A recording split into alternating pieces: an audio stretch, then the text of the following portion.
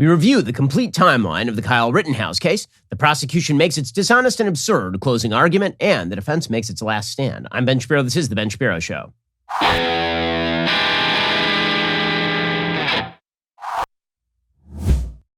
Ben Shapiro Show is sponsored by ExpressVPN. You have a right to privacy. Defend your rights at expressvpn.com/Ben.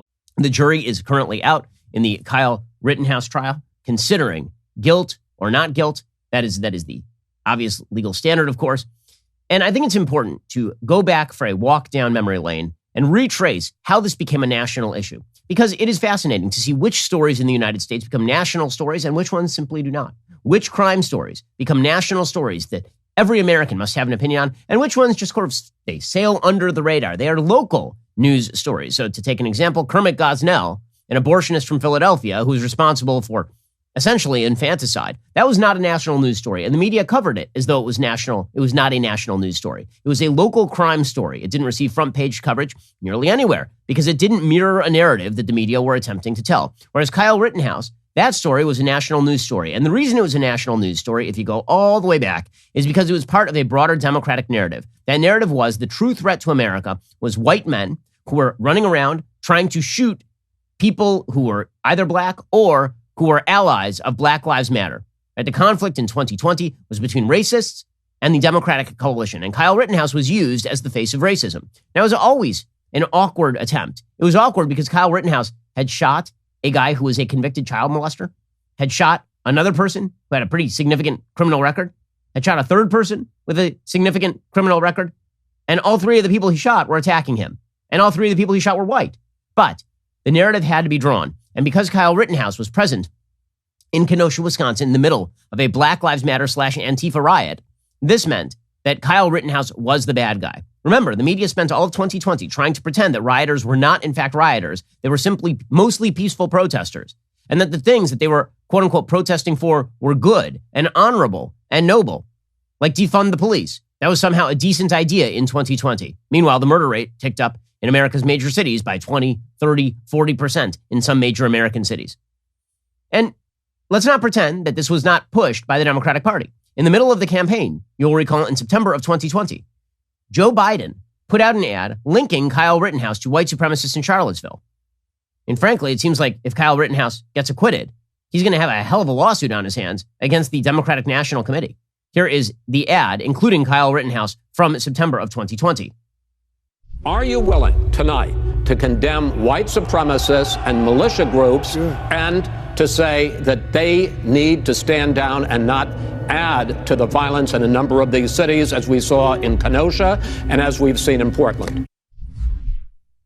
Okay, so you see that interspersed in this little question from Chris Wallace to Donald Trump in the 2020 campaign is a picture of Kyle Rittenhouse in Kenosha and linking him with white supremacists and evil militia groups.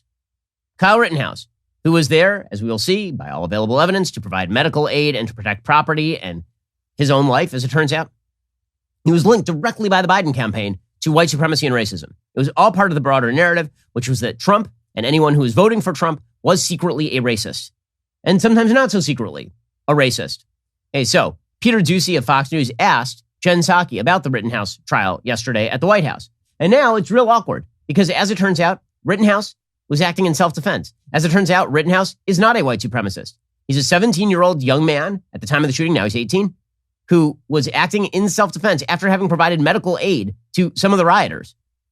And Jen Psaki tries to dodge the question. Even so, she can't help but kind of sneer at Rittenhouse. As you know, closing arguments in this particular case, which I'm not speaking to, I'm just making broad comments about his own view. There's an ongoing trial.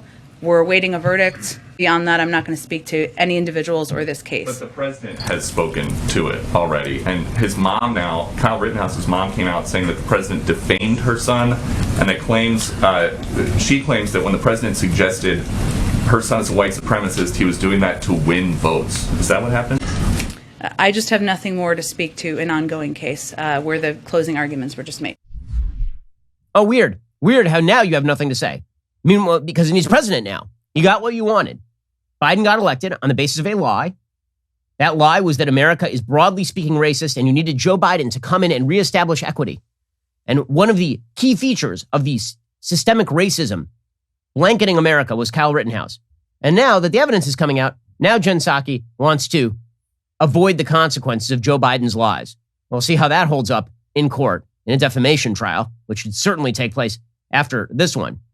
And again, this is part of the broader Democratic narrative. So Cori Bush, a Black Lives Matter activist who's been elected to Congress and is now an adjunct member of the squad, she tweeted out yesterday, quote, "When we marched in Ferguson, white supremacists would hide behind a hill near where Michael Brown Jr. was murdered and shoot at us. They never faced consequences. If Kyle Rittenhouse gets acquitted, it tells them that even 7 years later, they can still get away with it."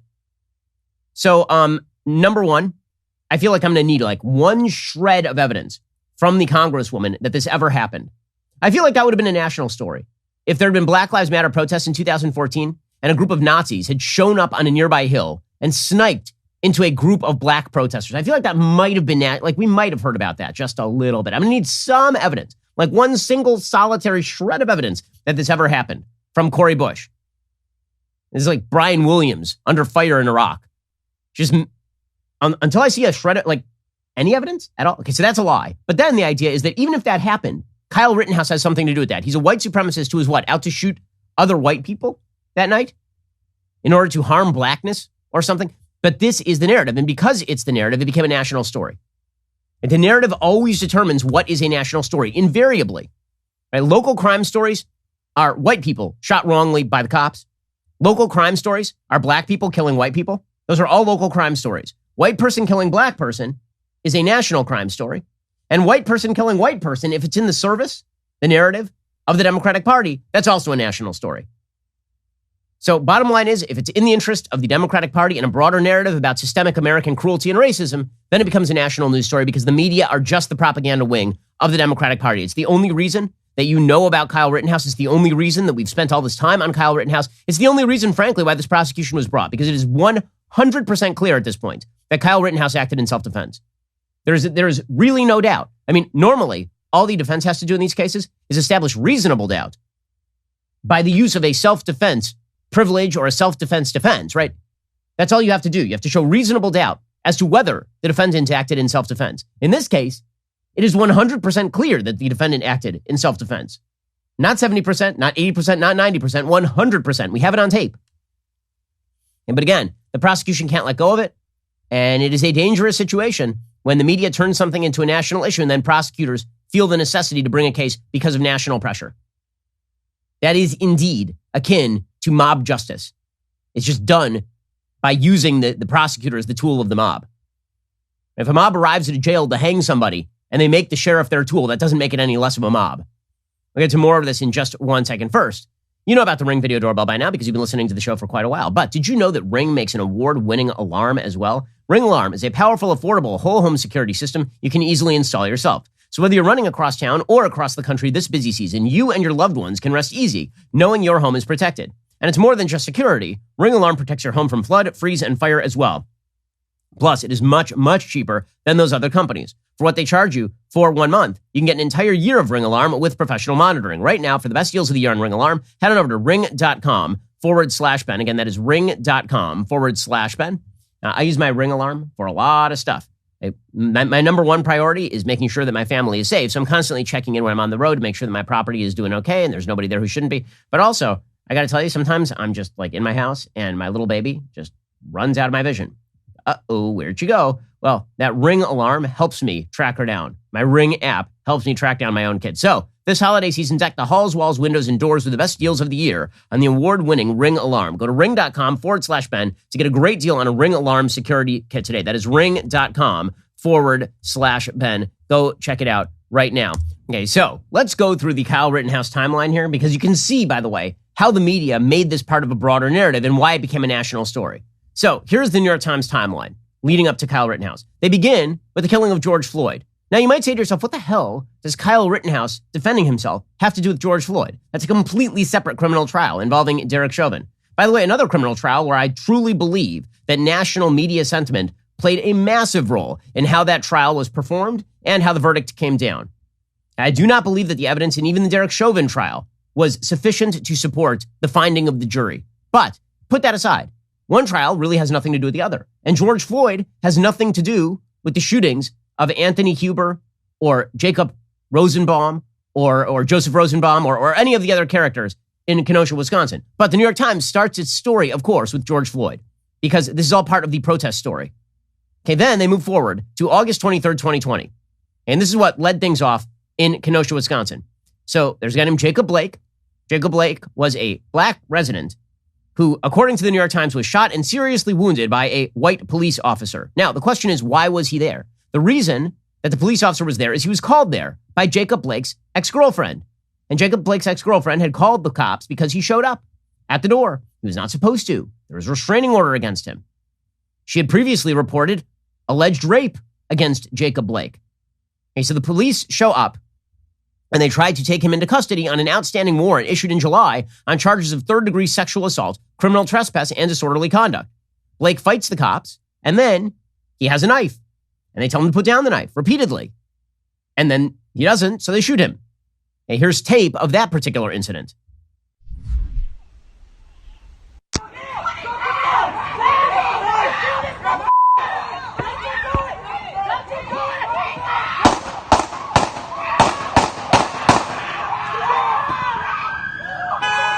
Right, this was the story, and people are shouting and screaming. Okay, so here's the thing. The media immediately covered this as another wrongful shoot because the media were in search of the narrative. The narrative was police everywhere are racist and horrible because America is racist and horrible. And so anytime there's a shooting of a black man by a white police officer, this is evidence of systemic racism. Now, again, even if you go back to George Floyd, there's not a single allegation that was made anywhere in the trial. There's not a single piece of evidence to suggest that Derek Chauvin killed George Floyd because Derek Chauvin is a racist. That just does not exist. That was not even alleged in the trial. And yet it became the predicate for the broader claim that America is racist. And then that broader claim was used in order to characterize the Jacob Blake shooting. And it was a bad example because Jacob Blake was a criminal who refused to comply with police commands and was carrying a weapon at the time. That is what they call in police parlance a good shoot. It did not matter. The media decided to treat it as though it was a bad racist shoot and indicative of the broad level of suspicion and racism that black Americans live under thanks to the predations of American police officers each and every day. And this resulted, of course, in Kenosha burning. Right? This is where you saw the famous video of members of the press standing outside burning buildings talking about how it was all mostly peaceful. Here's some of the video from Kenosha. You can see cars being set on fire, people wandering the streets in the middle of the night, videoing it. It's just good times all over in Kenosha, Wisconsin. Okay, so these burnings continue, and Kyle Rittenhouse shows up. Okay, so the protesters began August 24th. They say protesters, but what we mean really is rioters. Rioters started setting fire to cars, looting and burning buildings, and knocking over street lamps. Okay, and Kyle Rittenhouse shows up on August 25th. And we have video of exactly why Kyle Rittenhouse was there. Okay, contra the prosecution's claim that he was there to shoot people, Kyle Rittenhouse explained, again, this is before the shooting. Richie McGinnis was the reporter on scene, asking Rittenhouse why he was there. This is before the shootings occurred. And here was Kyle Rittenhouse explaining.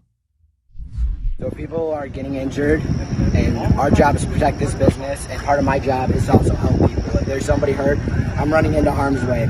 That's why I have my rifle, because I need to protect myself, obviously. But I also have my med kit. We're protecting from the citizens, and I just got pepper sprayed by a person in the crowd. So you had non-lethal, but you didn't respond. We don't have non-lethal. So you guys are full on ready to defend the property? Yes, we are. Now, if I can ask, can you guys step back? Medical, EMS right here. I'm an EMT. Okay, so he was pepper sprayed, didn't shoot anybody. He's asked, are you there to defend the property? He says yes. Because the prosecution tries to make it out that he's going to shoot anybody who threatens the property. But he literally says in the prior sentence that if somebody threatens him with non-lethal force, he can't shoot them, right? He immediately says that. Okay, so this is all the predicate to the actual events of that night. And the reason we're going through this in detail is to demonstrate how this didn't fit into the media narrative, but he had to be prosecuted anyway because the narrative matters more than anything else. This is why when people say that the media lying, what difference does it make? What difference does it make if we just create these broad narratives from false circumstances? The answer is it makes a hell of a lot of difference for individuals like Kyle Rittenhouse, who ends up wrongfully wrangled into a legal trial for his life based on non-existent evidence, because the narrative matters more than the actual evidence. We'll get to more of this in just 1 second. First, let's talk about the simple fact that right now there are a lot of jobs to fill, like lots of jobs to fill, whether we're talking about the holiday lighting installer or the advanced snowmaker or the mall Santa photographer. Well, if you need to hire for one of these festive roles for the holiday season or any of the others, there's only one place you should go, ZipRecruiter.com/dailywire. After all, if ZipRecruiter can fill an advanced snowmaker position, I didn't even know that was a thing, they can most likely help you with your hiring needs. How does ZipRecruiter make the magic happen? Well, they use powerful technology to find and match the right candidates with your job. Then, ZipRecruiter proactively presents these candidates to you. You can easily review these recommended candidates and invite your top choices to apply for your job. That encourages them to apply faster. No wonder ZipRecruiter is the #1 rated hiring site in the United States based on G2 ratings. In fact, ZipRecruiter's technology is so effective that 4 out of 5 employers who post on ZipRecruiter get a quality candidate within the very first day. And right now, you can try ZipRecruiter for free at ZipRecruiter.com/dailywire. Discover hiring joy with ZipRecruiter. Just jingle your way to ZipRecruiter.com/dailywire. Go check them out right now. Alrighty, so all of this leads up to the actual shooting. So the night of the shooting, there's a fire, and there are many fires in the city. And in the middle of the fires, Rittenhouse runs over to the fire. And on the way, he's confronted by Rosenbaum, Joseph Rosenbaum. Joseph Rosenbaum is a career criminal. He's a child molester. And he's a convicted child molester. And Joseph Rosenbaum is acting crazy all night long. According to witness testimony, he literally said, "If I find you alone, I will kill you," to Rittenhouse earlier in the evening. So this is not a guy who is out there doing good. He was a crazy person and a dangerous person. He was swinging chains. He was lighting things on fire. He was using the N-word. So the only person in this trial, by the way, who there's any evidence was a racist is actually Joseph Rosenbaum. Okay, and then there's a confrontation where Rosenbaum apparently accosts Rittenhouse. And Rittenhouse, seeking to avoid the conflict, even though he's the guy with the gun, starts to run away. He's running away. Another man starts chasing him. And that man fires into the air. All that Rittenhouse knows is that somebody's fired into the air. He turns around, and suddenly Rosenbaum is right on top of him, grabbing for his gun. And so he shoots him. That is what this video footage demonstrates. And again, it is about as clear-cut as video footage is going to get. It's pretty rare that you have contemporaneous video in a circumstance like this, but you do. A man who police identified as Rittenhouse runs across the parking lot of an auto service shop, followed by a shirtless man who was later identified as Joseph Rosenbaum. Moments later, shots ring out.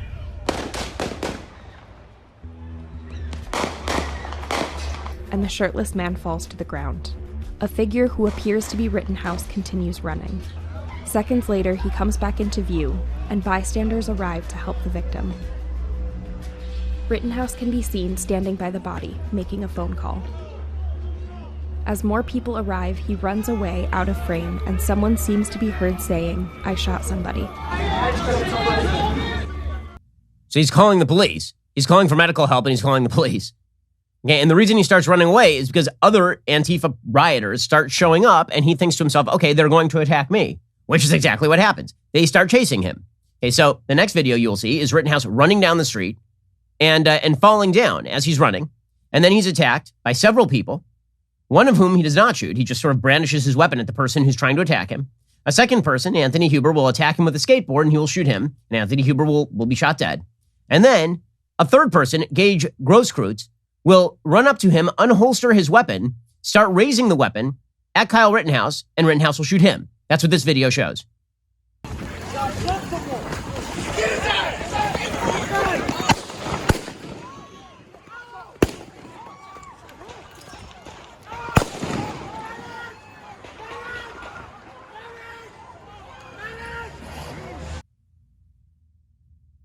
Okay, and then Rittenhouse gets up and he starts walking toward the police and toward safety. So that's the case. And it is not as though this is wildly unclear. Gage Grosskreutz was one of the people who was shot, right? He was shot in the bicep.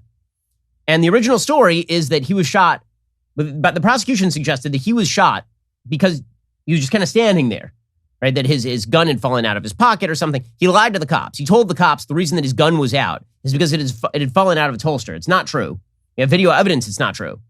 Here's Gage Grosskreutz admitting on the stand, that he had unholstered his gun and was trying to point the gun at Rittenhouse when Rittenhouse shot him. That is like point blank a case of self-defense.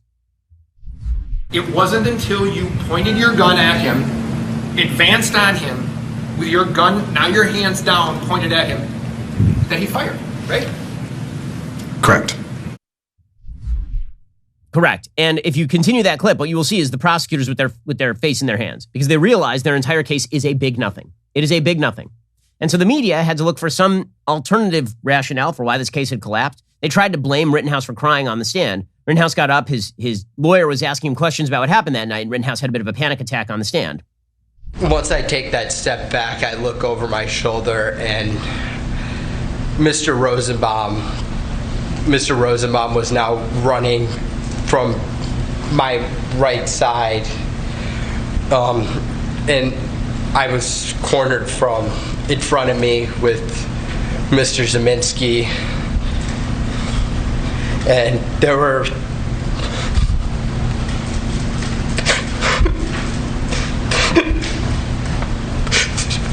three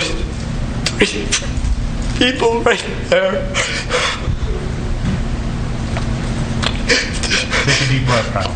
Okay, and naturally the media treated this as evidence of his guilt, not evidence of his innocence. All right, so that brings us to the closing arguments.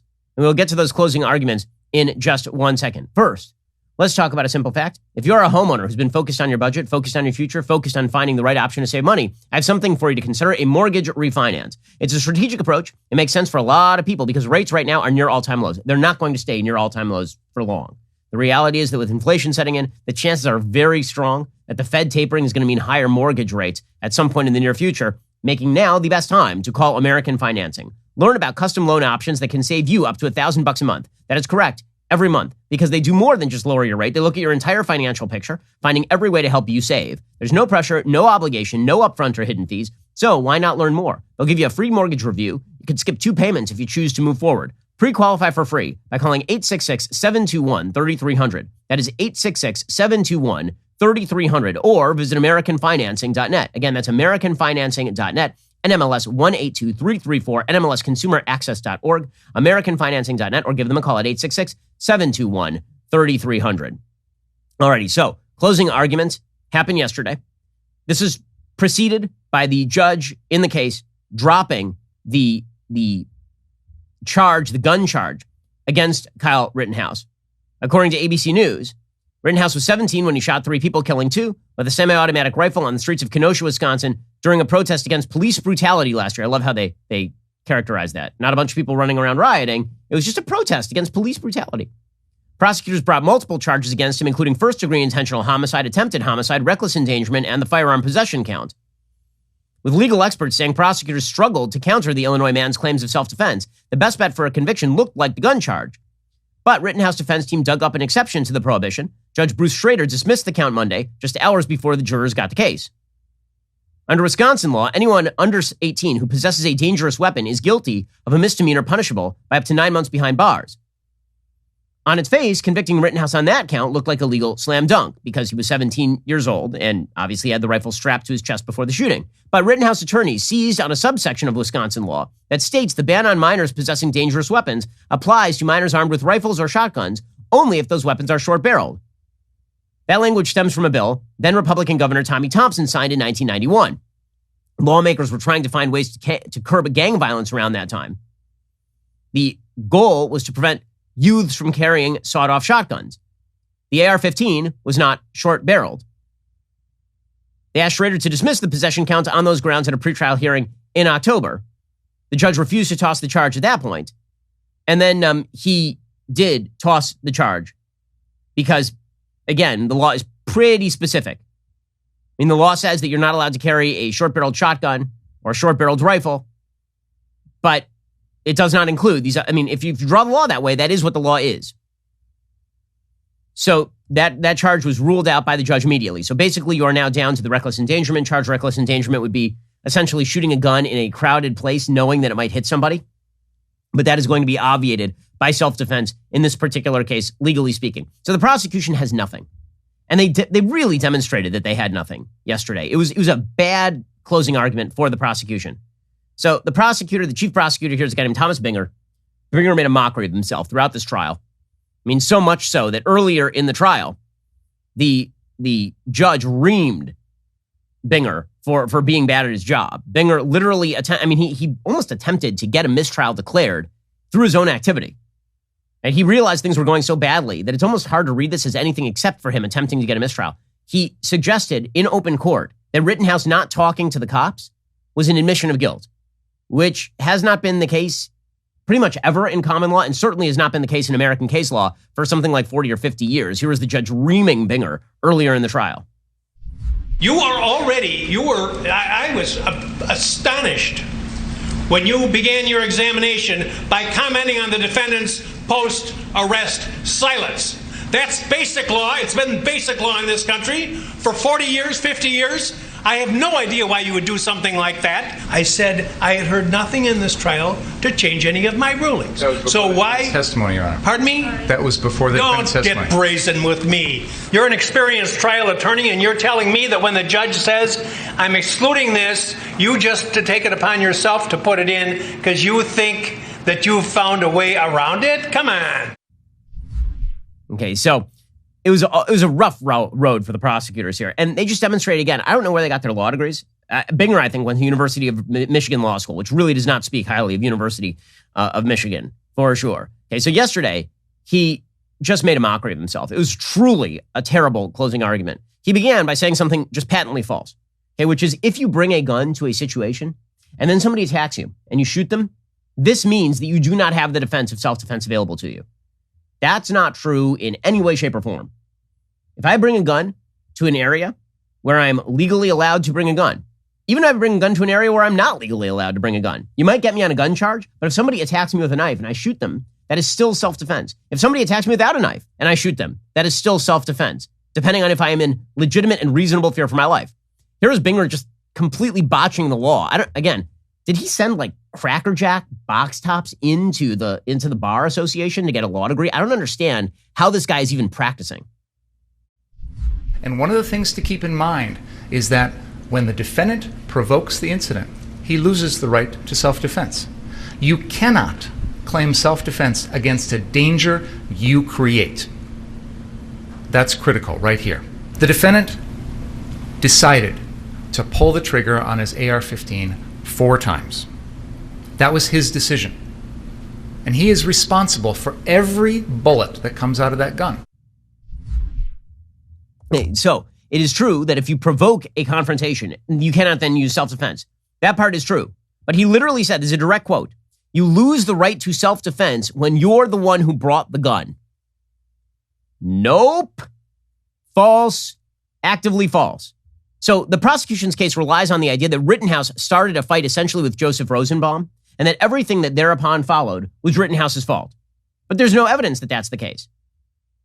Okay, and so instead, you see the prosecutor making Binger it was bizarre. Here he was defending Joseph Rosenbaum. Joseph Rosenbaum spent the evening being totally insane. Spent the evening burning things, threatening people with chains, literally saying, according to witness testimony, that he would kill Rittenhouse if he found him alone. And Binger just decides that the only way to prosecute Rittenhouse is to pretend that Joseph Rosenbaum was actually like a wonderful dude. So here he is, clip 14, explaining that Joseph Rosenbaum really didn't do anything that night. He just, just a non-threatening, kind of silly, idiot little guy who really, there was nothing to fear from Joseph Rosenbaum while he was like threatening people with chains and burning cars and such. He just happens to stumble into it. So what does he do that night? Oh, let me tell you all the awful things Joseph Rosenbaum did. He tipped over a porta potty that had no one in it. He swung a chain. He lit a metal garbage dumpster on fire. Oh, and there's this empty wooden flatbed trailer that they pulled out in the middle of the road and they tipped it over to stop some bearcats and they lit it on fire. Oh, and he said some bad words. He said the N-word. What the hell is wrong with this guy? Like, really, I don't know what's wrong with him. And by the way, all of the offenses that he mentions before the N-word offense, which, by the way, according to the media, is the gravest offense in American public life. Right? If you use the N-word, we bar you from public society. We basically brand you and say that you are no longer allowed to participate in public society in America. He's like, well, he said the N-word. And that, but also, like, all the other stuff that you're saying is criminal. Okay, sexual criminal activity. It's like, so he was rioting. So he was burning things. So he was setting up barricades to prevent the cops from getting in. So was that big a deal? Like, he seems like a nice guy. Was he just maybe like a bad night? How many times have you just been walking down the street and you set a metal dumpster on fire, tipped over a porta potty, started waving around chains, shouting the N-word and tried to block the cops from coming? Happens all the time. Happens all the time. That's the prosecutor.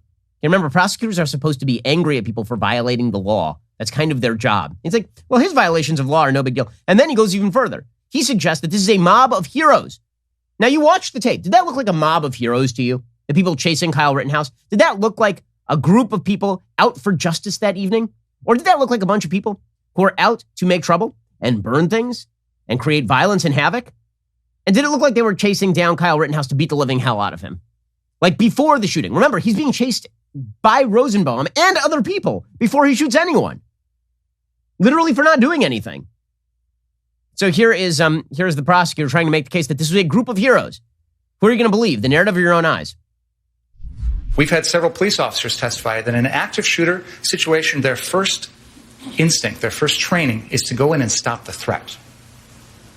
They don't sit there and wonder, well, maybe it was self-defense. I don't know. I'm going to, wait and see. And every day we read about heroes that stop active shooters. That's what was going on here. And that crowd was right. And that crowd was full of heroes. That crowd was full of heroes? The actual F? What in the world? It gets worse from here, by the way. Binger decided it would be a great idea to point a gun at like the entire room.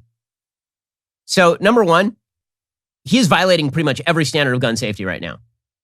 Like, there are pictures of Rittenhouse walking around in the middle of the riots and obeying the basic rules of gun safety, like don't have your finger inside the trigger guard. Here is Binger with it. I mean, it's like Alec Baldwin over here. He's pointing an actual AR-15 style weapon at the jury because guns are scary, guys. And if Kyle Rittenhouse had a gun and guns are scary, that means he's guilty in some way. And he's got his finger inside the trigger guard. Like, what?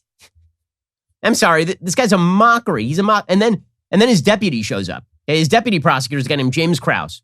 And honest to God, if this guy Binger got his law degree from the University of Cracker Jack boxes, then James Krause, the ADA, apparently got his degree from like a Special K mail-in game.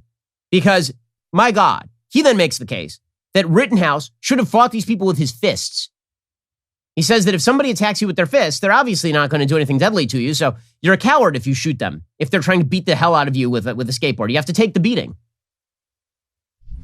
Clearly, if there is provocation, he's guilty. But even outside of provocation, why do you get to immediately just start shooting? As Mr. Binger said, he brought a gun to a fist fight. And he was too cowardly to use his own fist to fight his way out. Okay, so a few things. I noticed that he brought a gun to a gunfight, considering that Gage Grosskreutz was showing up with a gun. Also, he brought a gun to a being smashed in the face with a skateboard fight. Also, he brought a gun to a somebody grabbing for his gun fight. I have a question. Since when in American law is the rule that if somebody threatens your life with not a gun, you are not allowed to use a gun to protect your own life? When is that the rule in American law, ever? And so it was a real bad day for the prosecution. The defense, by contrast, had a pretty easy day because all they had to point out is the obvious. This is a political case. So here's the defense attorney, Mark Richards, making the point that this is a political case, which it clearly was. Ladies and gentlemen, this is a political case. We can take politics out of it as in Democrat and Republican, but the district attorney's office is marching forward with this case because they need somebody to be responsible. They need somebody to put and say, we did it. He's the person who brought terror to Kenosha. Kyle Rittenhouse is not that individual. The rioters, the demonstrators who turned into rioters, those are the individuals who bring us forth. Okay, that is correct. Okay, and then Richard says, very controversially, that he's glad he shot Joseph Rosenbaum. Well, I mean, I don't know about being glad that anybody got shot, but if somebody's grabbing for a gun and they get shot, that is the predictable result of grabbing for somebody's gun. Kyle shot Joseph Rosenbaum to stop a threat to his person.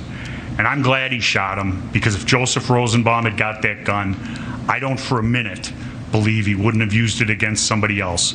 He was irrational and crazy. Okay, and not just that, Richards then says that it's impossible. Binger had said it was impossible for Rosenbaum to have threatened Rittenhouse. That's, of course, untrue. And Richards points that out. We showed the video to start this, clearly depicting Mr. Rosenbaum standing there at Car Source 2 shortly after the dumpster, standing there with his chain, the shirt tied up over his head. But Mr. Binger says it's impossible for him to have threatened my client. That's garbage, just like his case. Yep. And then Richards concludes by saying that Binger apparently lives in fairy tale land because he's just making up stories. This active shooter BS is something that Mr. Binger is trying to sell you people. Has he shot anybody since Car Source 3? No, he hasn't. He's running to try and get to the police.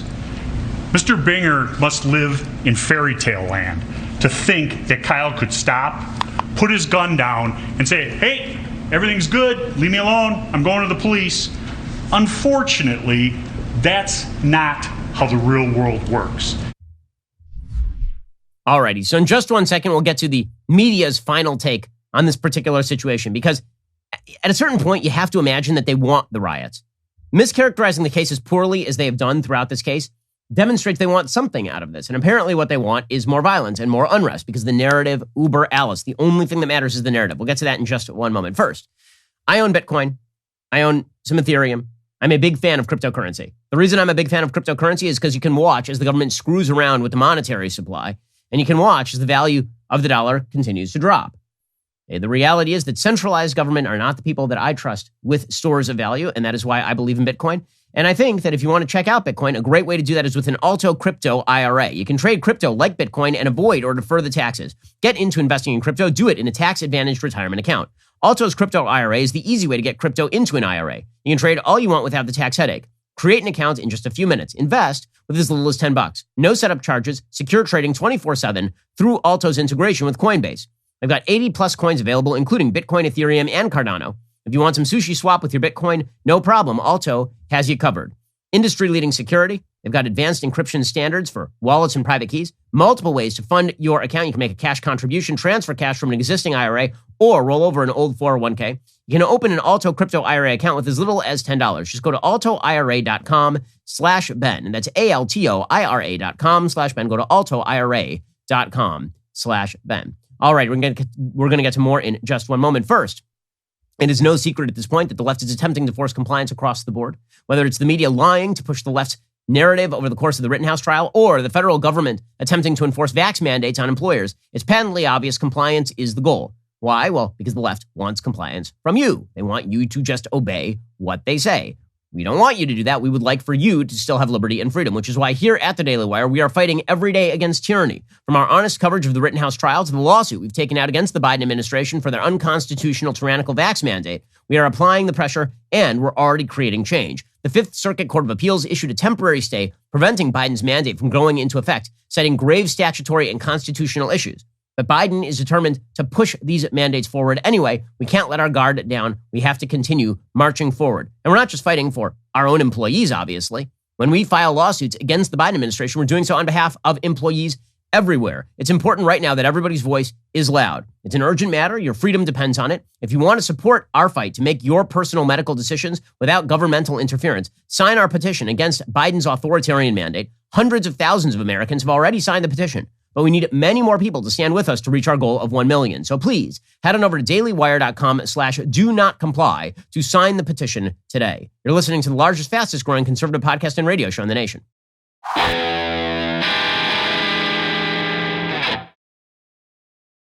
Alrighty, so as the jury considers what is going on right now, the media continue to press forward the notion that this is part of a broader racism narrative. Article from the Washington Post today. Again, it just seems like they want riots. I don't know what else to say. When you lie about the facts of a case in order to promote a narrative that ends with people doing violence because they say the system is corrupt, I mean, honestly, this is the argument that the left made about Donald Trump and January 6th. The argument that they made is that Donald Trump kept saying all the systems were corrupt. If you say all the systems are corrupt and the election was stolen, people rebel against the system. That's the argument that the left made about January 6th. But they routinely make that argument about systemic racism in America. Policing is corrupt. The criminal justice system is corrupt. Our politics are corrupt. Capitalism is corrupt. The systemic racism narrative is all about getting people to, quote unquote, rebel against the system, and apparently justify doing so in violent ways. And so you have the Washington Post yesterday. Here's the headline. No matter the verdict in Rittenhouse trial, Black residents of Kenosha say justice remains elusive. No matter the verdict. It doesn't matter. If Rittenhouse were even convicted, they would still say that justice is elusive. Based on what? Jacob Blake was correctly shot. Legally, he was shot justifiably. What is your evidence here? And again, no one Black was shot in the Rittenhouse case. Every single person who was shot was white. Still, the Washington Post presses forward with the narrative that this is all about race. Quote, more than a year after his nephew was shot 7 times by a police officer, paralyzing him from the waist down, Justin Blake takes to this city's broad courthouse steps each morning and makes his case for justice. He wants Kyle Rittenhouse, the teen on trial here for murder after he brought an AR-15 to Kenosha amid the unrest that follows Blake's shooting, held to account. He wants the families of the 3 men Rittenhouse shot too fatally to know that their pain matters. But the thing he wants most will not come to be. There will be no trial for the police officer who shot Jacob Blake. Now, if you just read all that without knowing any of the facts that we've told you about over the course of this particular podcast and show, then you might think that this guy is saying things that are not crazy. But everything he is saying is crazy. And Rittenhouse is being tried. He should not be tried because there is no evidence.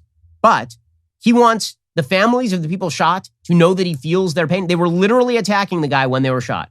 He wants the police officer who shot Jacob Blake put on trial. Jacob Blake was a criminal. Jacob Blake was at his ex-girlfriend's house. And there was a warrant out for his arrest because, according to her, he had invaded her home and then digitally penetrated her without her consent. That is called digital rape. He had apparently performed that. And then he showed up at the house again and she called the cops and the cops showed up and he resisted arrest and got shot for his trouble, which is usually what happens when you resist arrest with a weapon. And yet, the Washington Post says Black residents want justice. Do they, though? Because if people wanted justice, if this guy wanted justice, he would understand that justice would involve not trying the police officer who did the right thing in shooting Jacob Blake. Justin Blake had tears welling in his eyes as an icy wind rose off the nearby lakefront. I always love when the reporters start describing in transcendental fashion the weather. It's like, and then the rain began to pour down on his upturned face. It's like a bad movie. They took something from a young man we can never replace. And he hasn't had his day in court. I'm mad as hell, said Justin Black. Well, considering that one thing that young man took was, the consent of a woman and just allegedly raped her digitally and then threatened a police officer, I'm going to go with the person who was the villain in that particular case is your nephew.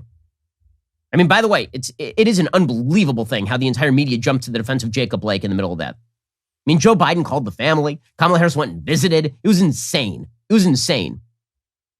So many are among Kenosha's Black community, even though few have joined Justin Blake's often lonely vigil. Their absence from the courthouse steps, community leaders say, should not be confused with satisfaction about how things have gone in the city. They've just tried to channel their discontent in other ways. The shooting of Blake, according to the Washington Post, a now 30-year-old Black man, set off mass protests for racial justice here in August 2020 and added to an already febrile moment in cities nationwide following the murder of George Floyd. It also led to looting, burning, and upheaval that culminated in the Rittenhouse shootings. Well, it didn't just lead to looting, burning, and just as a side effect. Nope, that was the effect. It was not a mass protest for racial. When you burn a car lot, that's not a protest for racial justice. And by the way, it's not a protest for racial justice when you are suggesting that the cops are racist for shooting an alleged rapist who's resisting arrest. But the media want their day. I don't understand. I'm loath, honestly, to credit people with malice where stupidity would serve. But this is malicious. When you start publishing articles about how Black residents of Kenosha look at the Rittenhouse trial and think that racial justice is not being done, I don't know how to, given the facts that we now know and are available to everyone, I do not know how that is not malice by the media. It is. I can no longer attribute it to stupidity. I would prefer to attribute it to stupidity. I can no longer do that. This is now malice. According to the Washington Post, as a verdict nears in Rittenhouse's trial, there's widespread frustration that the original source of that strife remains unaddressed. Attempts in the city to confront systemic racism and police brutality have, residents say, proved underwhelming. Meanwhile, the trial that brought the national spotlight back to Kenosha is that of a white man who shot 3 other white men, even as the officer who shot Blake, Rustin Shusky, has been cleared of charges and resumed serving on the force. It's evidence of an unjust, unfair system, said Alvin Owens, a black community leader and business owner. This is something black America sees all the time, but white Kenosha, white Wisconsin, white America don't get it. They don't know what black America experiences. For a brief while, says the Washington Post, in the summer of 2020, as Americans of all races took to the streets to proclaim that Black Lives Matter, Owens thought that was poised to change in Kenosha. He helped organize protests, but he says that awareness came and left. It was a squandered opportunity. Again, the narrative must be preserved at the expense of the facts, and if a few individuals who are not guilty have to pay the price, whether it's the cop in the Jacob Blake shooting or whether it's Kyle Rittenhouse, the left doesn't care. They are just obstacles. They are speed bumps on the road to utopia. Alrighty, we'll be back here later today with an additional hour of content. In the meantime, go check out The Michael Knowles Show. That is available right now. I'm Ben Shapiro. This is The Ben Shapiro Show.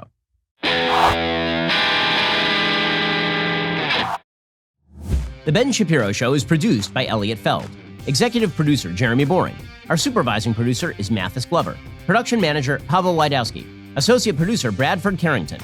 Host producer, Justin Barber. The show is edited by Adam Sayevitz. Audio is mixed by Mike Coromina. Hair and makeup is by Fabiola Cristina. Production assistant, Jessica Kranz. The Ben Shapiro Show is a Daily Wire production. Copyright, Daily Wire 2021. The trial of Kyle Rittenhouse comes to a close, though not before the prosecutor can embarrass himself even more. Kamala Harris's allies accuse Joe Biden of racism, and two-time loser Democrat candidate Beto O'Rourke throws his hat in the ring for Texas governor. Check it out on The Michael Knowles Show.